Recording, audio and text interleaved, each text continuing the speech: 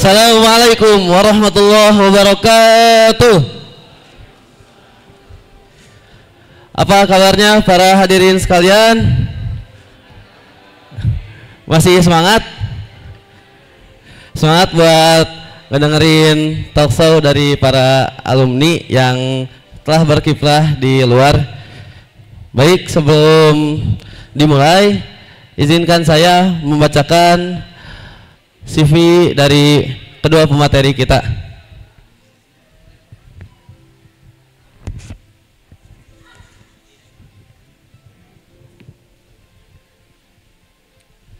Pemateri pertama, nama Muhammad Yazid Ulwan, alamat Bandung, Jawa Barat. Riwayat pendidikan SMA IT Ibadur Rahman dari tahun 2019 sampai 2022.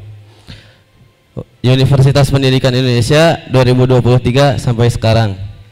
Pengalaman organisasi, kepanitiaan atau proyek, koordinator keamanan, aksi sehat mental atau ASM 2025 pada Oktober 2025.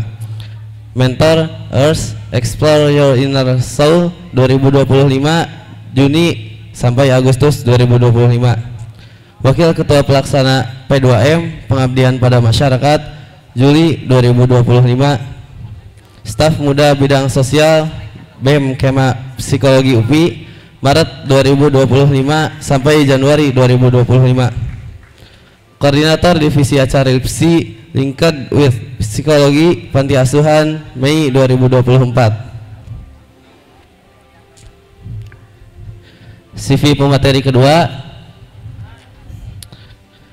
nama Nabil Zulfa Maulana, alamat Jalan Cikamiri nomor 1 Sukamaju Kota Bandung. Riwayat pendidikan I'dad Darul Quran dari 2018 sampai 2019. SMA IT Ibadur Rahman 2019 sampai 2022. Institut Pertanian Bogor 2022 sampai sekarang. Pengalaman organisasi, kepanitiaan atau proyek, Duta IPB University, Project Leader Semarak Kehutanan 2024, Delegate Spacing Internasional Indonesia Volunetsing 2030, Wakil Ketua HRD Himpunan Profesi Tree Growers Community, Contribute at International Conference of Bioscience 2025, PIK IPB Half Marathon, BEM KM IPB. Selanjutnya, mari kita sambut kedua pemateri kita ke atas panggung. Sambut dengan meriah.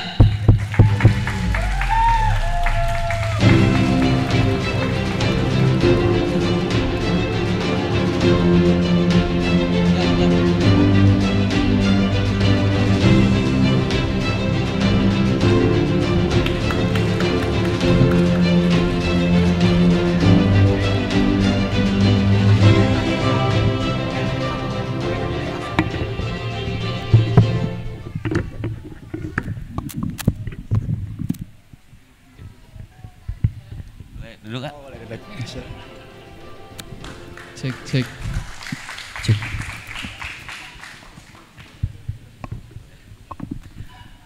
Santai aja. Agak gempur.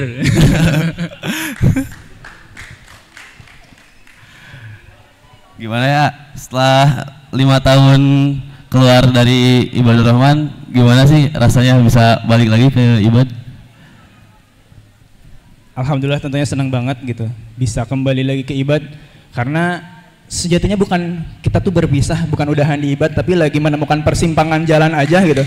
Dan alhamdulillah kembali lagi ke jalan di Ibadur Rahman kayak gitu. Iya betul banget ya. Alhamdulillah walaupun kayaknya belum 5 tahun ya Bil, kayak baru 4 tahun kurang lebih. Baru ya, sebulan kayaknya. Baru sebulan. Gak kerasa ini udah tiba-tiba udah jadi alumni. Iya tapi alhamdulillah masih ada kesempatan buat balik lagi ke sini sama ngelihat oh Ibad udah makin maju ya Bil ya. Lihat santri-santrinya juga wah makin wah gitu. Alhamdulillah ya bisa kembali lagi ke Ibad setelah 5 tahun. Anda juga kangen Nah setiap dari setiap pengalaman Ayazid sama Anabil di luar maupun di ibad, pasti ada hikmah yang bisa diambil buat kita. Boleh dong diceritain beberapa pengalaman yang dapat diambil hikmahnya? Baik, mungkin dari Ana belum membuka ini. Assalamualaikum warahmatullahi wabarakatuh. Luar biasa sekali ini kepada Dewan Asatizah PPTK Ibadur Rahman, luar biasa sekali, suatu kehormatan kembali bisa bersua bersama teman-teman Ibadur Rahman. Ini juga ada ustadz-ustadz luar biasa dan teman-teman semua. Ini panitia dulu masih SMP ya, sekarang udah SMA gitu kan, luar biasa. Yang tadi dulunya mungkin waktu pas kita megang halakoh ya Yazid masih kecil-kecil, sekarang luar biasa.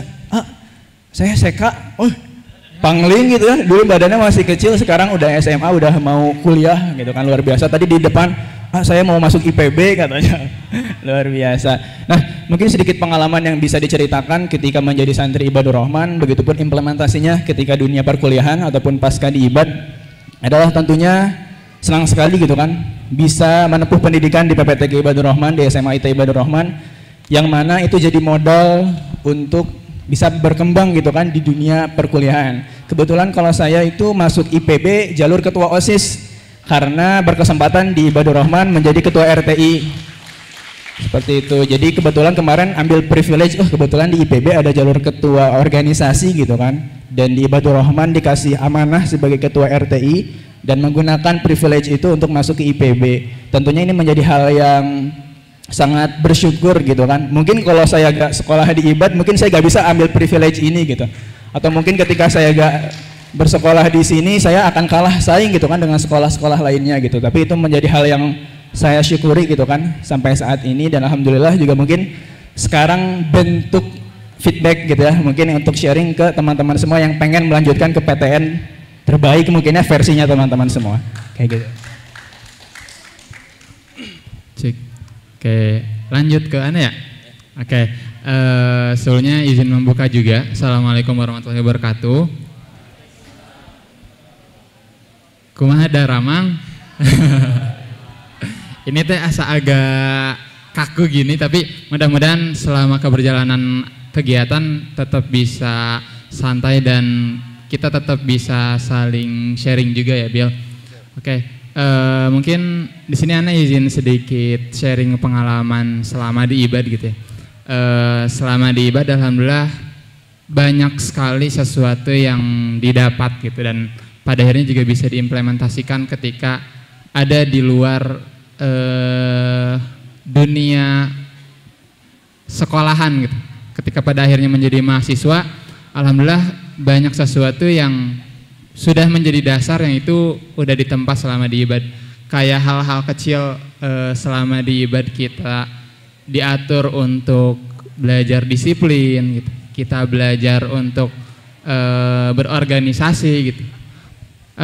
Alhamdulillah itu menjadi dasar yang sangat bermanfaat yang pada akhirnya ketika terjun di dunia perkuliahan itu juga menjadi sesuatu yang udah nggak terlalu susah untuk dilakukan gitu. Jadi pengalaman di ibad sebenarnya banyak banget ya, kalau diceritain satu persatu kayaknya nggak akan cukup buat diceritain dalam 1 jam. Jadi mungkin singkatnya banyak banget hal-hal kecil yang bisa didapat gitu dari Ibadur Rahman ini gitu. Kalau bisa kita ambil sebuah filosofi. Kemarin kebetulan sebelum berangkat ke Tasik, Ana sempat nganterin dulu kakak buat benerin mobil gitu. Zid antar ke Lembang katanya buat benerin mobil. Oh siap gitu. Tadinya gak mau karena mau siap-siap ke Tasik, tapi karena terpaksa jadi ya udahlah ikut dulu gitu.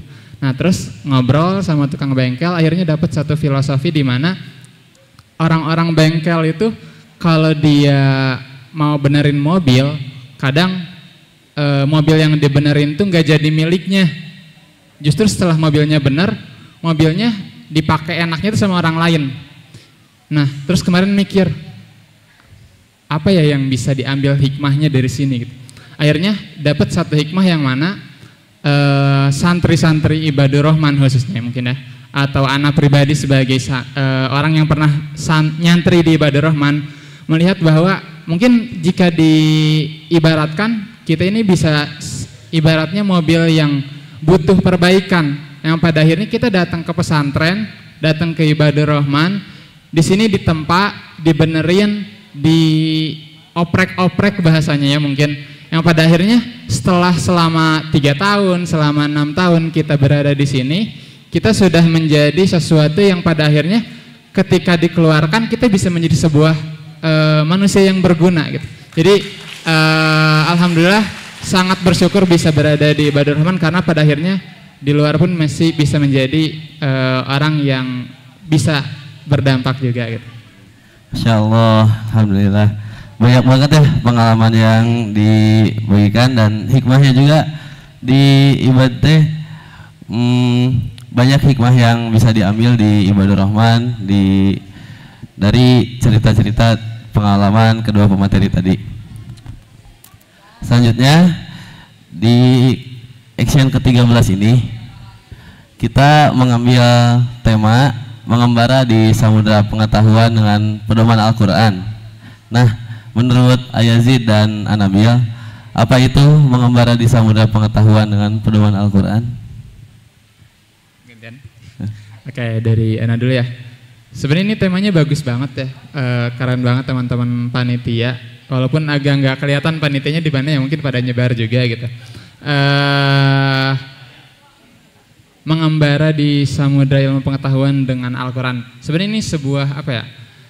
Sesuatu yang tentunya ketika kita menyandingkan antara ilmu dengan Al-Quran ini adalah sebuah sesuatu kesatuan mungkin ya. Karena ketika kita sebagai manusia yang diharuskan atau yang diberikan amanah untuk selalu menuntut ilmu, karena kan utlubul ilma minal mahdi ilal lahdi ya, dari buayan hingga liang lahat, yang mana ketika kita bisa menjadikan Al-Quran sebagai pedoman hidup kita, insya Allah kedepannya pun kita nggak akan tersesat jauh gitu.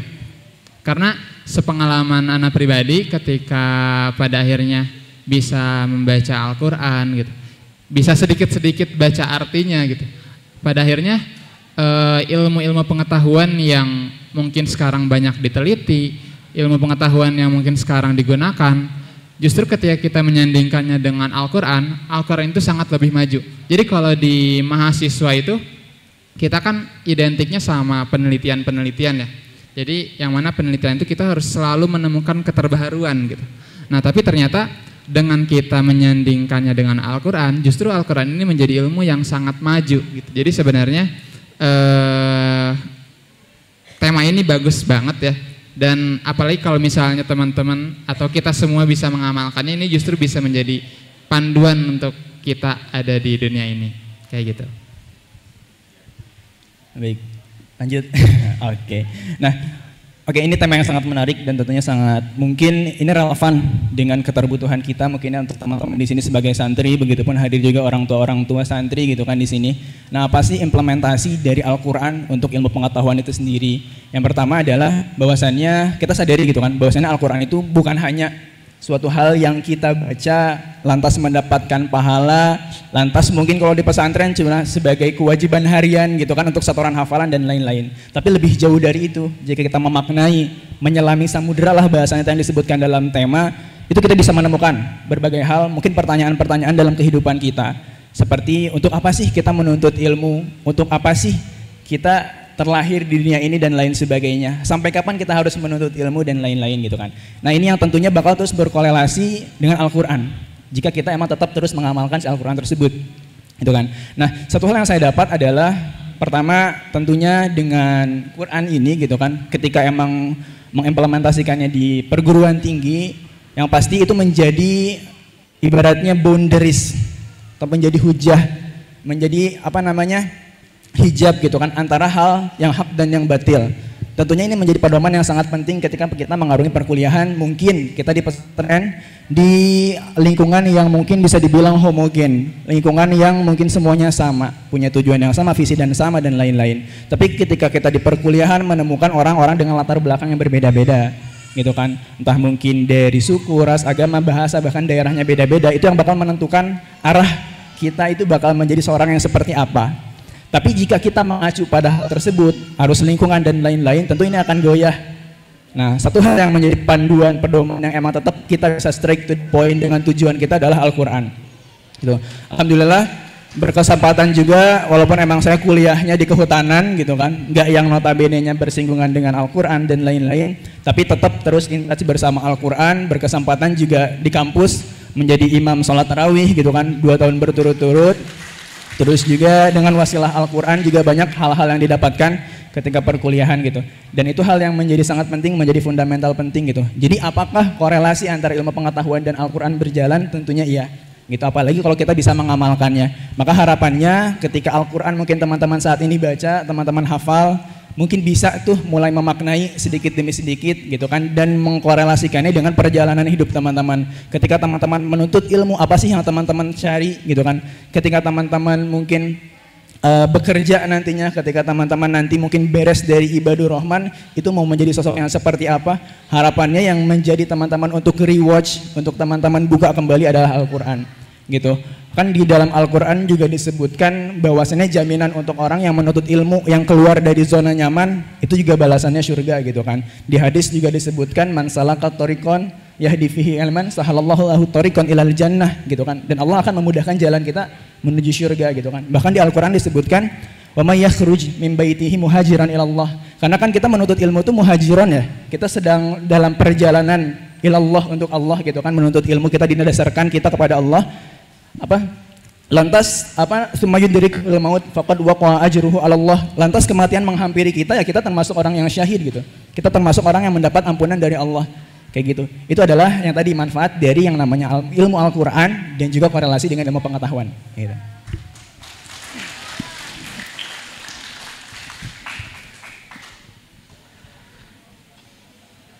Tarik nafas.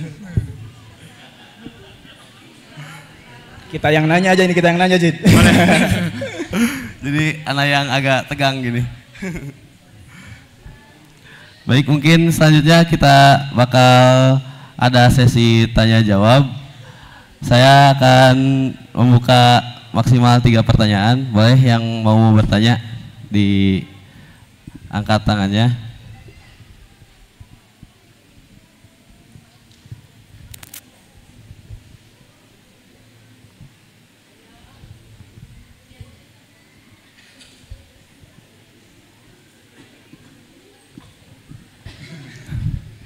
Ada? Iya boleh. Boleh ya? Ini juga ada yang mau nanya katanya Zaira.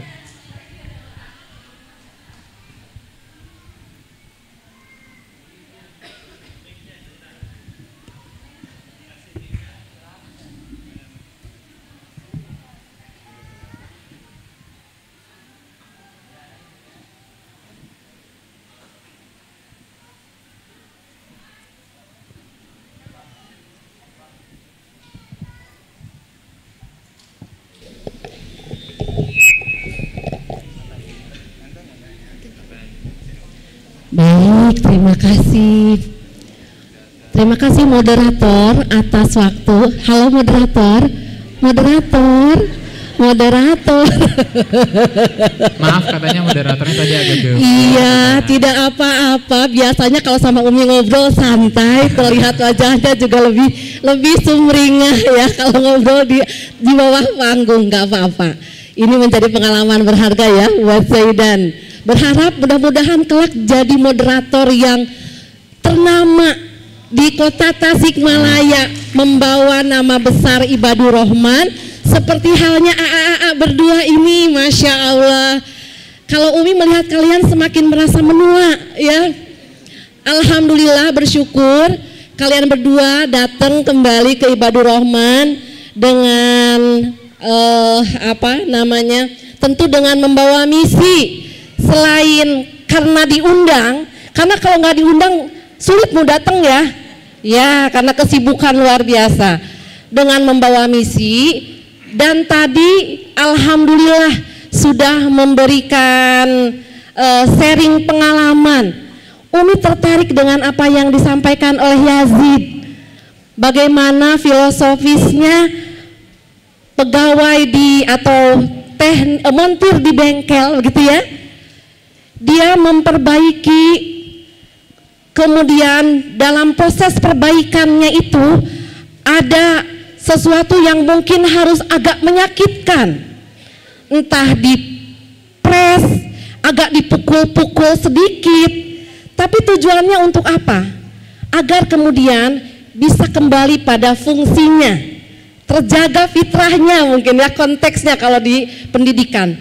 Nah, mungkin Yazid, Nabil, Masya Allah, dulu sempat tidak merasakan ketidaknyamanan ketika ada pada posisi perbaikan. Ketidaknyamanan misalnya karena ada aspirasi yang kadang tidak bisa terwujud gitu ya. Kemudian ada ruang-ruang yang mungkin kurang diberikan kebebasan, padahal saya pengen banyak melakukan sesuatu. Dan itu tentunya tidak membuat nyaman. Tapi bagaimana kalian berdua memaknai ketidaknyamanan di pesantren, dan pada akhirnya ketidaknyamanan itu justru membuat kalian memiliki banyak hikmah, dan pada akhirnya manfaatnya dirasakan di kampus saat ini. Itu mungkin pertanyaan dari Umi. Boleh dua-duanya menjawab, karena boleh jadi ketidaknyamanan itu pernah dirasakan. Silakan. Demikian moderator, silakan. Assalamualaikum warahmatullahi wabarakatuh. Waalaikumsalam warahmatullahi wabarakatuh. Terima kasih Umi pertanyaannya. Ya, boleh dijawab. Oke, cek. Mungkin dari Ana dulu ya. Dari saya dulu. Jika ditanya apakah pernah merasakan ketidaknyamanan, wah tentu pernah. Karena ya sejatinya mau kita dalam kondisi jadi orang baik, mau kita jadi kondisi orang buruk misalnya, tentunya ketidaknyamanan itu pasti ada gitu. Apalagi kita mungkin khususnya buat santri-santri di sini gitu ya. Ketika kita ada di ruang lingkup yang itu bukan ruang lingkup yang tentunya pasti ada aturan gitu, dan aturan ini pastinya juga memiliki tujuan mau kemana gitu. Tentunya ada tantangan-tantangan atau ketidaknyamanan yang pasti dirasakan. Cuman mungkin ini menjadi pilihan juga ya. Kalau dari anak pribadi ketika berada di pondok mungkin ngerasa salah satu tantangannya kayak misal harus bangun awal waktu gitu, harus ngafalin Quran, karena kan ketika ditarget itu justru juga jadi tantangan. Kadang aduh pengen tidur pagi, tapi justru ketika dilatih untuk selalu bangun awal, itu juga menjadi sebuah kelebihan yang mana menjadi salah satu hal atau kebiasaan yang ketika kita ada di luar itu sangat kepake gitu. Karena ya orang-orang di luar justru juga lebih menuntut kita untuk tepat waktu juga gitu. Dan dalam hal apapun gitu, ketika kita dalam kondisi mau nurut ataupun gak nurut, sebenarnya dua-duanya pasti mendapatkan ketidaknyamanan. Ketika kita nurut, kita harus melawan ketidaknyamanan untuk bangun awal waktu, untuk menahan ngantuk gitu. Tapi ya mungkin pada akhirnya benefit yang bisa kita dapatkan ketika kita mau nurut adalah ya kita bisa menjadi orang yang disiplin pada akhirnya gitu. Dan ketika kita memilih untuk menolak untuk nurut misalnya, ya kita juga bakal punya dapat tekanan, punya dapat resiko gitu, entah itu dimarahin sama musyrif, sama musyrifah gitu, yang pada akhirnya kita jadi nggak enak sama musyrif sama musyrifahnya gitu. Dan ketika kita memilih ketidaknyamanan itu, justru ketika kita keluar dari pondok pesantren mungkin itu juga jadi PR lagi buat kita, karena kita belum bisa disiplin, yang pada akhirnya mungkin di luar kita juga bakal mendapatkan ketidaknyamanan yang sama gitu. Jadi sebenarnya ketika kita memilih atau mendapatkan ketidaknyamanan, itu menjadi pilihan kita, apakah kita mau mendapatkan ketidaknyamanan yang membangun diri kita untuk menjadi lebih baik, atau mendapatkan ketidaknyamanan yang justru kita akan terus berada pada ketidaknyamanan tersebut. Seperti itu mungkin. Oke, baik.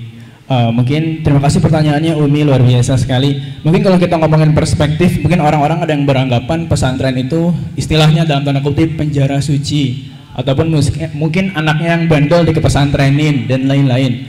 Tapi menurut saya gitu kan, untuk POV saya sebagai orang yang masuk pesantren dengan keinginan sendiri gitu kan, menurut saya pesantren itu adalah wadah ataupun inkubator lah ibaratnya gitu, inkubasi untuk kita sama-sama bisa berproses di dalamnya, pematangan di dalamnya, dan ketika kita keluar dari pesantren itu kita sudah siap untuk disajikan gitu kan, dalam berbagai hidangan yang siap untuk orang-orang nikmati gitu kan. Nikmati dalam konteks ya tadi dari ilmu pengetahuan dan juga hal-hal yang didapat di dalamnya kayak gitu. Nah kalau ngomongin soal struggle ataupun soal tantangan ataupun soal hal-hal yang mungkin menjadi aduh gimana nih waktu pesantren dan lain-lain, itu pasti ada itu kan. Apalagi ketika waktu itu saya sharing, kebetulan di IPB itu ada yang namanya himpunan mahasiswa jalur ketua OSIS. Jadi semua jalur ketua OSIS se-Indonesia yang lewat masuk ke IPB lewat jalur ketua OSIS itu ada himpunannya. Kita berkumpul di sana gitu kan. Kita ngomongin tentang permasalahan-permasalahan yang ada selama mereka menjabat sebagai ketua OSIS. Nah, mungkin ada satu hal yang mencolok yang menjadi perbedaan dari segi mungkin yang namanya penegakan aturan ataupun dari segi program-program yang mereka jalankan. Mungkin kalau mereka sekolah-sekolah negeri atau sekolah swasta atau sekolah pada umumnya gitu kan, yang mereka sebagai OSIS adalah tanggung jawab tugasnya ya dari berangkat sekolah sampai pulang sekolah, that's it, itu aja gitu. Tapi kalau di pesantren 24/7 itu dari mulai bangun tidur sampai kita tidur lagi itu kita atur dari segi aturannya, dari segi penertibannya, tindakannya dan lain-lain. Itu yang membuat saya ngerasa kayak oh ini yang membedakan antara pengalaman di pesantren dan di luar pesantren gitu kan. Dan ini hal yang mahal. Pertama tadi betul yang disebutkan oleh Yazid terkait dengan manajemen waktu. Kita keterikatan sama waktu gitu kan, waktu untuk kita menuntut disiplin. Nah ketika kita keluar dihadapkan dengan orang-orang yang mungkin harus nih disiplin, kumpul jam segini. Nah itu juga yang menjadi penerapannya, bentuk implementasinya kayak gitu. Nah gak jauh dari itu deh, mungkin kita di sini keterikatan sama yang namanya sholat wajib 5 waktu. Kita harus tepat waktu, azan berangkat, kita melaksanakan ibadah sholat. Nah itu juga yang menjadi pembelajaran gitu kan. Kedisiplinan itu dimulai dari yang namanya hal-hal yang mungkin beririsan dengan kita. Contohnya sholat wajib gitu, apakah kita udah bisa disiplin dengan hal itu gitu kan. Nah gimana kita bisa mendapatkan kedisiplinan itu, ya adalah di pesantren gitu kan. Awalnya dari aturan yang mengikat, aturan yang sifatnya memaksa, aturan yang suka gak suka, mau gak mau kita harus ikutin. Tapi dari pahatan itu, dari ikatan yang kita sama-sama diikat di sini, ya ketika kita keluar kita udah terbentuk. Itu kan, itu salah satunya adalah bagian di bidang kedisiplinan.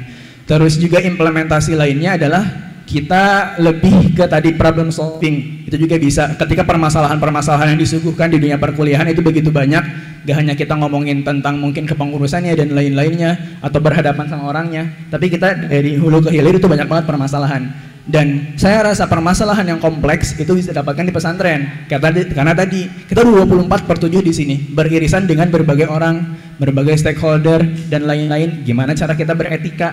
Bagaimana cara kita bisa ya ibaratnya kita sebagai manusia memanusiakan manusia itu seperti apa? Hormat kepada ustaz gitu kan. Seperti apa? Menyayangi adik-adik kelas kita gitu kan. Yang mungkin belum makan kita kasih makan dan lain-lain. Yang mungkin lagi ngantri pengen makan kita dahulukan. Dan lain-lain, mungkin kita juga belajar bersosial di sini dan lain-lain. Itu yang menjadi modal utama gitu kan. Dan itu adalah hikmah yang sangat besar dan yang saya rasa mungkin gak akan teman-teman dapatin ketika teman-teman gak mondok ataupun gak pesantren gitu. Baik, terima kasih jawabannya. Sudah terjawab, Umi? Oh, boleh. Masih boleh. Boleh Umi satu ada lagi? 2 pertanyaan lagi. Oh, gak apa-apa.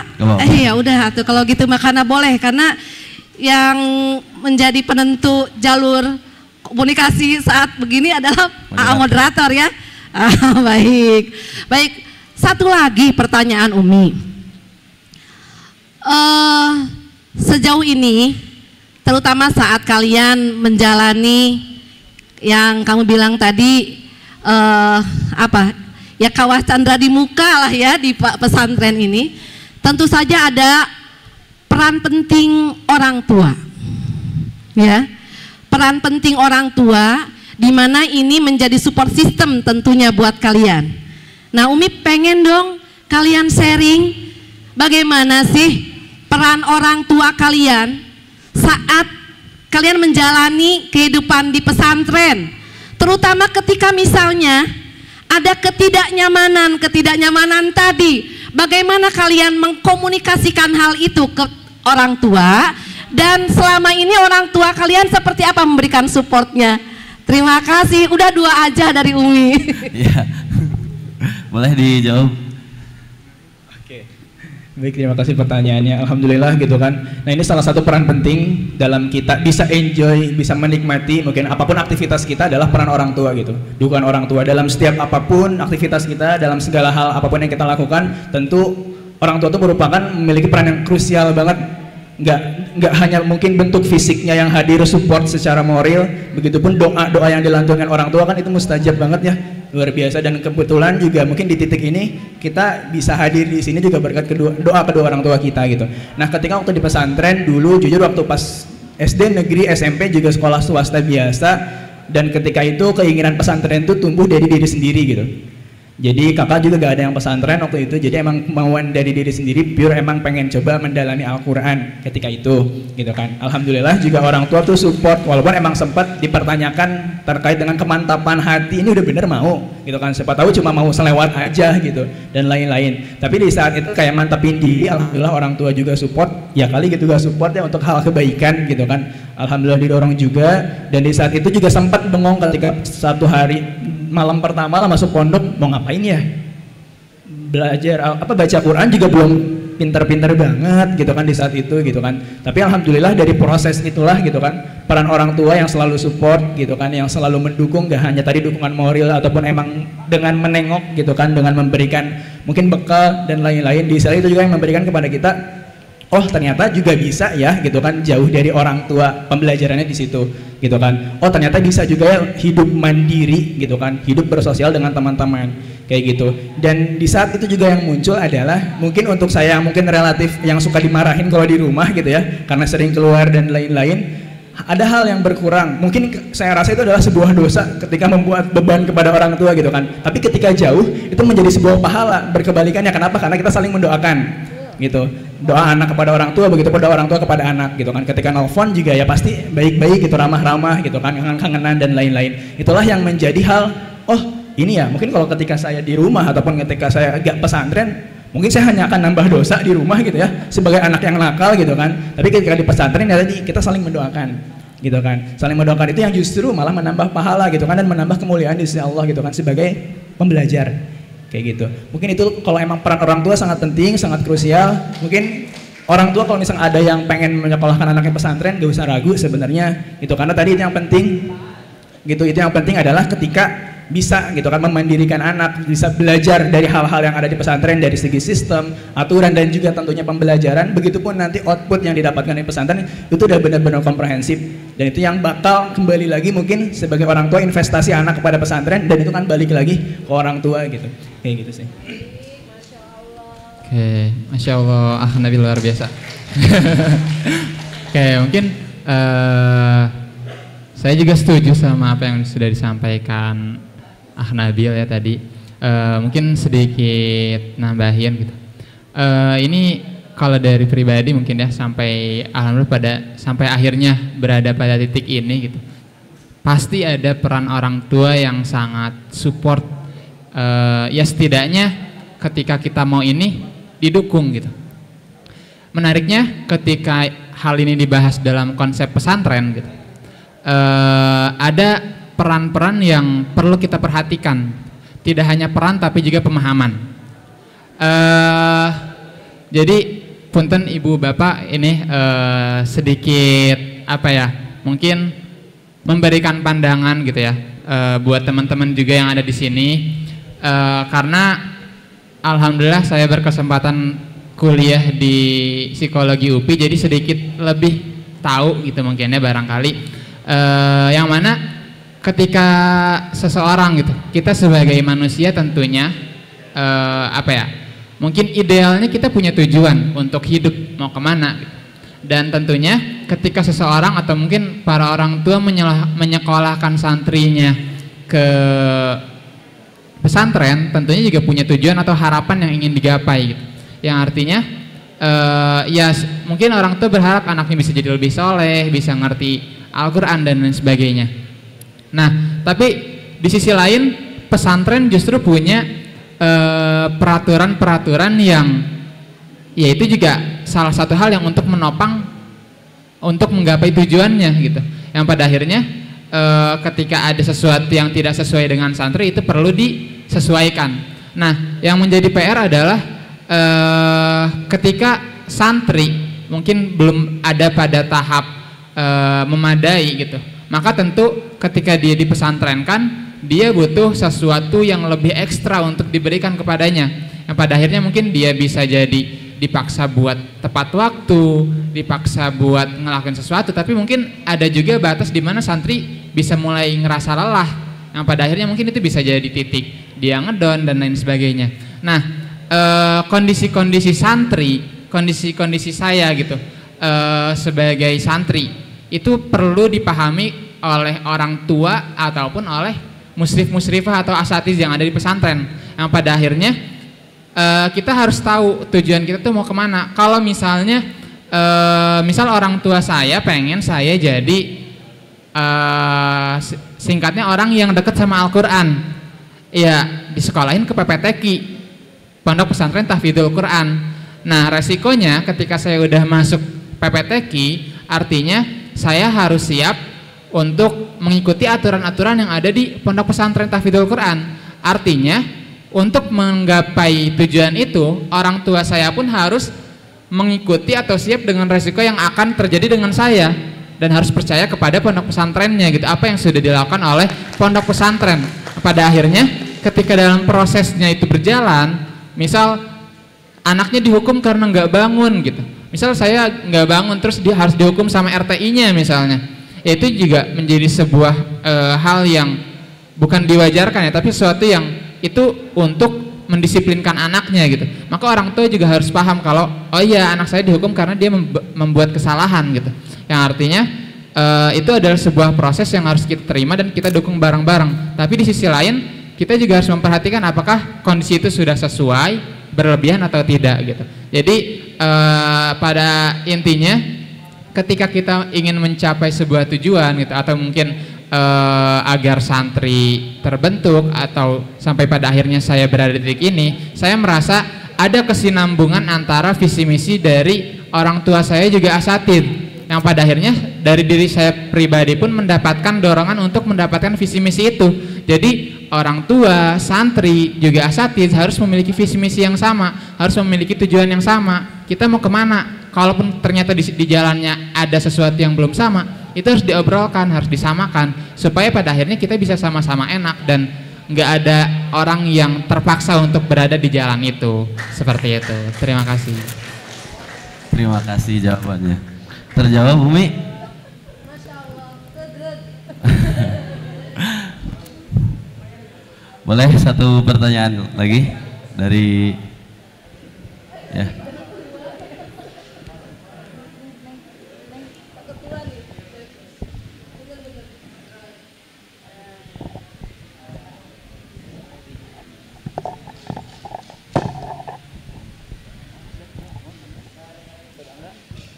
Oh, hatur nuhun Pak.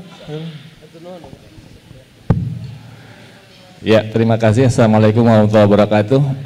Singkat saja ya, sudah siang. Terima kasih moderator yang sudah memberi kesempatan.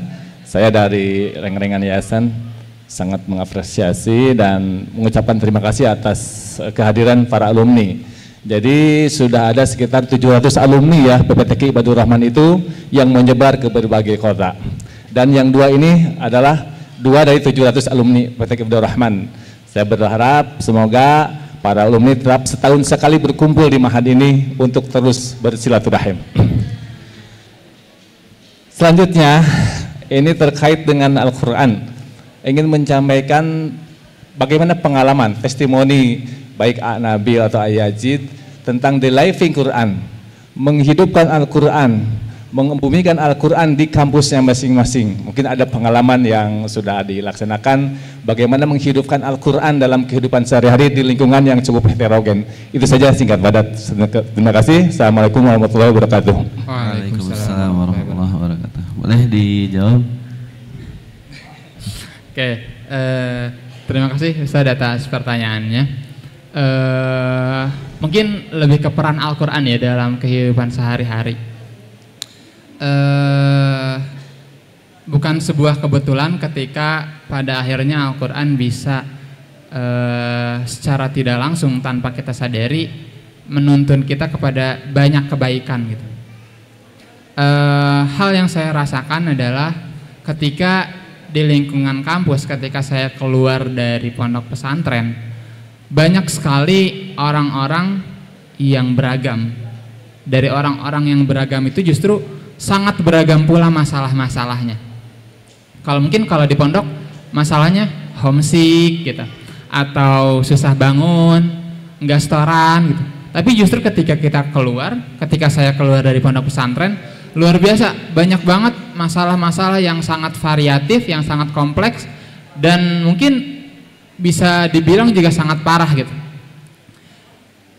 Ketika saya bertemu dengan teman-teman saya, ngobrol dan lain sebagainya, teman-teman saya menilai, Zid, kok kamu nggak stres ya gitu, kok kamu maksudnya nggak riuh ini itu gitu, padahal kan tugas banyak dan lain sebagainya, apalagi kamu ikutan organisasi ini itu gitu, kok emang nggak stres? Terus dibilang, saya jawab, stres ada sih, cuman mungkin gimana cara kita mengelola stresnya gitu. Yang mana saya ketemu sama satu momen, waktu itu qadarullah lagi cukup banyak kegiatan, sampai pada akhirnya dalam beberapa hari saya lupa buat baca Al-Quran gitu. Nah, pada akhirnya itu justru ngerasa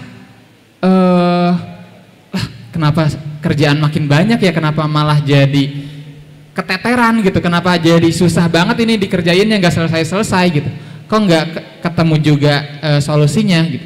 Akhirnya oh iya kayaknya biar agak tenang dikit gitu, walaupun nggak tenang-tenang banget, coba paksain baca Al-Quran dulu deh gitu. Oh iya, kemarin-kemarin juga kayaknya lupa baca Al-Quran. Akhirnya saya coba untuk membaca Al-Quran. Dan qadarullah ketika memaksakan diri untuk membaca Al-Quran lagi, benefit untuk saya pribadi adalah saya merasa lebih mampu untuk menghadapi tugas-tugas yang sedang saya kerjakan gitu. Pada akhirnya Al-Quran ini memiliki peran penting untuk kedamaian diri kita secara nggak langsung gitu. Mungkin ketika ngelihat gitu ya, teman-teman dengan masalah yang sepele, dia takut untuk presentasi, tapi justru stresnya berlebihan, yang pada akhirnya mengganggu kepada tugas-tugas yang lain, kehidupannya, makannya nggak teratur, akhirnya sakit gitu. Tapi alhamdulillah dengan kondisi saya pribadi yang memaksakan selalu mencoba untuk meluangkan untuk membaca Al-Quran, alhamdulillah ketika dibandingkan dengan teman-teman saya yang tidak membaca Al-Quran misalnya, atau justru jauh dari Al-Quran, mereka bisa dibilang lebih stres dibandingkan saya gitu. Jadi salah satu benefit yang bisa kita dapatkan secara nggak langsung dari Al-Quran adalah kita mendapatkan kedamaian itu, dan kedamaian dalam diri kita pribadi atau ketenangan dalam diri kita pribadi adalah sebuah kunci yang sangat penting untuk kita menghadapkan diri kita dengan masalah-masalah. Karena kalau kondisi diri kita nggak tenang, stres gitu, banyak pikiran, akhirnya masalah pun dihadapinya dengan berantakan, dengan kondisi yang nggak siap, akhirnya nggak selesai-selesai atau justru malah semakin numpuk. Jadi salah satu hikmah gitu ya, ketika selalu beraksi sama Al-Quran,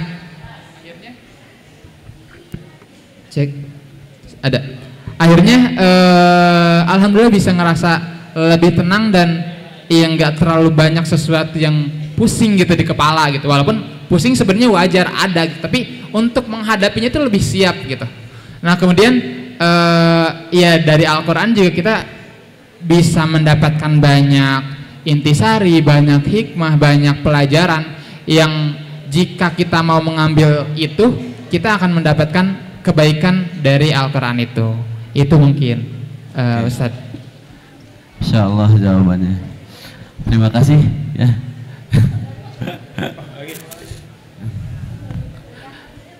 Oh iya, alhamdulillah. Lupa. Perlu dijawab ini ya. Barangkali cukup dari Yazid, terserah moderator. Oh enggak. Gimana? Sama Anabil aja. Oh, Oke, siap, terima kasih moderator. Baik, mungkin kalau ngomongin untuk based on true story ya, mungkin ketika saya lulus dari IBAD dan membawa ilmu Al-Quran itu sendiri, kalau kebetulan implementasi saya dari Bandung, Bapak Ibu semua, saya dari Bandung, kebetulan kalau emang ayah saya seorang mubalik gitu ya, mungkin yang ustadz yang biasa keliling-keliling, dan ayah tuh waktu itu ngasih kesempatan ke saya buat kayak beberapa kali coba ngisi jadwalnya dengan khotib Jumat dan lain-lain gitu kan. Ada beberapa kesempatan saya yang ngisi, dan salah satu kesempatan ini mungkin bagian dari miracle-nya Al-Quran adalah ketika waktu saya ngisi khutbah Jumat di salah satu masjid. Kemudian setelah saya selesai, ada bapak-bapak yang nyamperin saya. Dia ngasih kartu nama dan dia memperkenalkan diri sebagai Kepala Bakes Bangpol Jawa Barat gitu. Dan saya waktu itu diminta untuk kayak luar biasa gitu kan, melihat sosok anak muda dan lain sebagainya, dan mengundang saya untuk beberapa kali ngisi pengajiannya di kantor beliau saat itu.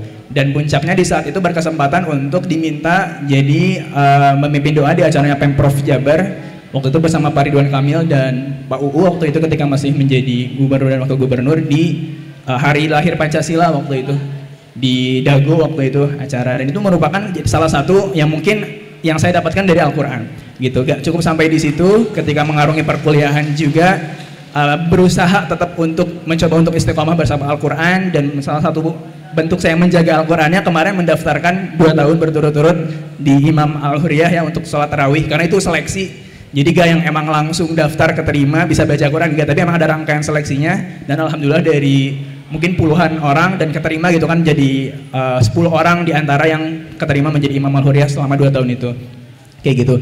Dan juga mungkin untuk implementasi bentuk nyata keajaiban Al-Quran adalah ini pengalaman saya sendiri. Kebetulan saya pernah menjabat sebagai ketua pelaksana dari Semarak Kehutanan 2024. Semarak Kehutanan itu merupakan prokernya ataupun program kerja dari BEM Fakultas Kehutanan, dan itu BEM tahunan, dan setiap tahun selalu melaksanakan acara yang besar, meriah, dan skalanya nasional gitu. Nah, ketika itu butuh anggaran ratusan juta gitu. Butuh anggaran ratusan juta, dan saya sebagai ketua pelaksana, sebagai penanggung jawab dari acara besar tersebut. Dan di saat itu di Hamin seminggu ataupun bahkan di Hamin 2, Hamin 1 itu masih kurang sekitar 35 juta, masih minus 35 juta yang mungkin agak mustahil dan tidak mungkin didapat dalam waktu 1 malam. Nah, ketika itu beres rapat sama teman-teman semua sampai larut malam, aduh, ada sesuatu yang salah nih gitu kan. Ikhtiarnya udah nih keliling bolak-balik ke Jakarta, ngetuk pintu kementerian, ngetuk nyari akang teteh alumni gitu kan untuk nyari pendanaan, kayak tembus-tembus juga. Kemana ya? Di titik puncak lemahnya saya sebagai ketua pelaksana dan bingung, waktu itu saya memutuskan untuk nggak pulang ke kosan, tapi pulangnya ke masjid gitu kan, ke masjid kampus, ke Al-Huriyah. Lantas saya mengadukan hal itu kepada Allah gitu kan. Dan mungkin ini yang menjadi titik dimana ketika ayo baca lagi dong aku gitu kan, mungkin Al-Quran melambai kepada saya gitu kan ketika itu, ayo baca lagi, buka lagi, murojaah lagi, ayo bermalam bersamaku mungkin di saat itu. Ketika itu terbuka hatinya, benar-benar full gak tidur dari malam, tengah malam beres rapat sampai subuh, sampai azan subuh, beneran diisi waktu untuk baca Quran dan juga bermunajat kepada Allah dan melupakan urusan-urusan yang tadi aduh bakal minus 35 juta dari mana gitu. Nah, ketika itu di hari Jumat malam Sabtu paginya kuliah lagi, beraktivitas seperti biasa, belum tidur, siangnya dapat kabar. Nah, ada beberapa notifikasi masuk rekening gitu kan. Pertama ada notifikasi masuk sebesar 25 juta dari sponsor yang udah dihubungin, nggak ngebales kurang lebih selama 2 minggu, tiba-tiba ngirim. Nggak cukup sampai di situ, dari BEM fakultas tuh ngasih kurang lebih 10 juta, terus ada beberapa reimburse acara 10 juta, jadi saya dapat 40 juta dalam waktu 1 malam dengan mengetuk pintu langit gitu kan. Jadi saya justru dapat lebih 5 juta di saat itu. Nah, ini salah satu yang mungkin based on true story-nya gitu kan, untuk saya yang mungkin di saat itu lagi mungkin kurang banget intensitasnya sama Al-Quran, dan ketika kembalikan lagi pada Al-Quran itu menjadi hal yang sebuah keajaiban gitu. Ibaratnya mungkin Allah tuh mau ngasih, tinggal mungkin ngelepas tangannya untuk menurunkan hal itu, tapi belum diketuk aja, belum dibujuk aja gitu kan. Dan salah satu untuk membujuknya adalah dengan aktivitas yang saya mungkin ketika di sini intens dengan membaca Al-Quran kayak gitu. Itu mungkin yang menjadi wonderfulnya Al-Quran dan implementasi. Dan di saat itu saya kalau mulai ada apa-apa, oke, kayaknya harus kembali lagi ke Al-Quran, harus kembali ke Al-Quran gitu. Makanya harus mulai intens dan juga tetap in touch bersama Al-Quran setiap harinya gitu. Terima kasih jawabannya. Jadi Al-Quran sebagai fondasi itu penting ya, dan keluarga yang berkualitas juga dapat menyokong anak-anaknya untuk tumbuh lebih baik. Keluarga yang berkualitas juga bisa mempersiapkan reuni di surga sekeluarga. Mungkin karena waktu kita terbatas, ya. Kita akhiri saja sesi talkshow pada hari ini.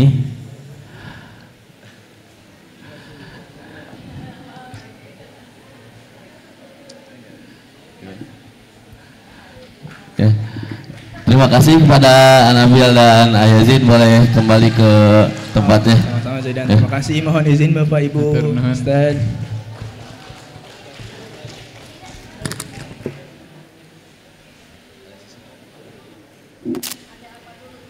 Izin foto dulu.